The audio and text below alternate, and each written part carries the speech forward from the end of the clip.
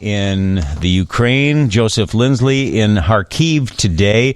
And Joseph, I know you want to report about the fallout from yesterday's Lviv strikes. Is everything calm and quiet for now?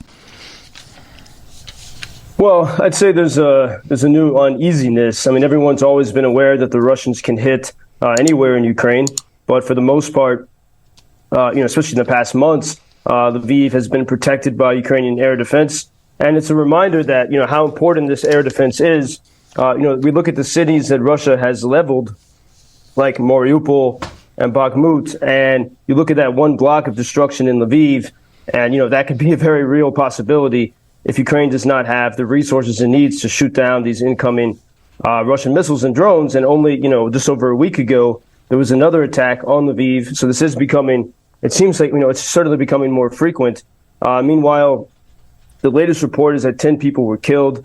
The youngest, Anastasia, 32. The oldest, Svetlana, 71. Many families lost their homes. They lost their cars. I heard the story of a doctor whose flat was harmed by this, and he rushed to the hospital and was doing surgeries within an hour after the attack. There's a restaurant I used to go to. It's called Love in Lviv, totally destroyed. I was there just a few months ago. Meanwhile, I heard, people of course, you got to keep going. And so a friend texted me and said, everything is fine. A rocket fell near me, like nonchalant about it. And one of the buildings that was bombed was built by the Poles in the 1920s. It was a very historic piece of architecture, like so much of Lviv. And also the campus of the Ukrainian Catholic University, as I mentioned yesterday, there was especially the windows were blown out. And that campus, it's a beautiful school. Most of it was built in the 2000s because the Greek Catholicism was illegal in the Soviet times. And so in the past decades, they've been rebuilt. They were underground during most of the 20th century. And in the past decades, they've been rebuilding. And there's a beautiful church with a dome that's almost, and they've been building it for maybe almost a decade now. And so they've put so much work into this place. It's a lovely university with some of the brightest students in Ukraine. And that campus suffered damage. And as I was thinking of that, I remembered a few years ago, I think it was 2018, I was watching a Notre Dame Michigan football game and on NBC. And there was an advertisement for Notre Dame, and it was about Lviv. Notre Dame had a partnership with Ukrainian Catholic University. And they spoke about, in the advertisement, there was professors talking about how the Iron Curtain could come down again. And that's why it's important to work with people in Eastern Europe who have their freedom and to keep their freedom. And it's so haunting that that commercial was prophetic. And that was the first time I ever saw images of the city of Lviv. It was a beautifully filmed commercial. You could hear the bells all over the city as a peaceful drone flew over Lviv. And it's it's such a gem of a city. But there's a sense that whereas Putin loves Odessa, he hates Lviv because it is people think this because it is the cultural heart of Ukraine. And meanwhile, UNESCO, the United Nations sort of cultural protection organization, condemned the attacks because they destroyed beautiful buildings. And they refused, as the mayor of Lviv, Andriy Ivanovich, he pointed out, UNESCO refused to name the attacker. They just, as though it was some kind of tornado that hit Lviv. And the mayor of Lviv was very angry about this. How hard is it to say we condemn Russia for attacking historic Lviv? Wow.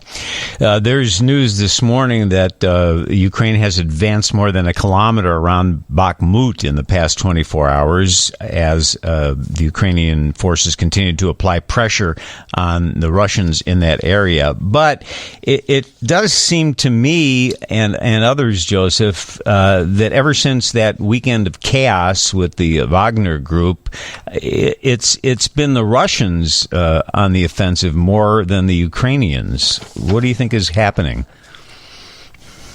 Well, it's the details are murky in many ways. I mean, we do see Ukrainians are pushing back against the Russians. So the Russians are not gaining territory. They are losing, but as you said, a kilometer. It's very, very slow.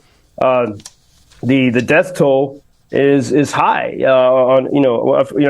know on the Ukrainian side, there were several funerals the past week including in Lviv at the Garrison Church of St. Peter's and Paul. There was a funeral of Andriy Hudma. He was an arts restorer. That was his profession and his passion. He was also a father, and he was killed, and many people were at the funeral. Then, of course, there was that writer I mentioned to you who was killed in the strike on Kramatorsk, Victoria Amelina.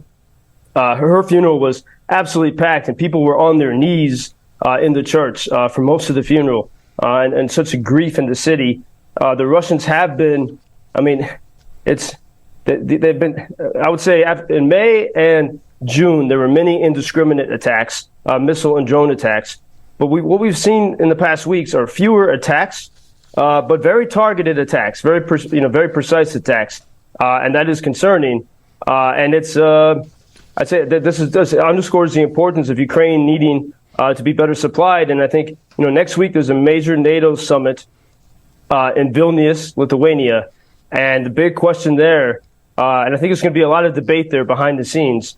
Who really wants victory here? Can Ukraine get the tools it needs to definitively win?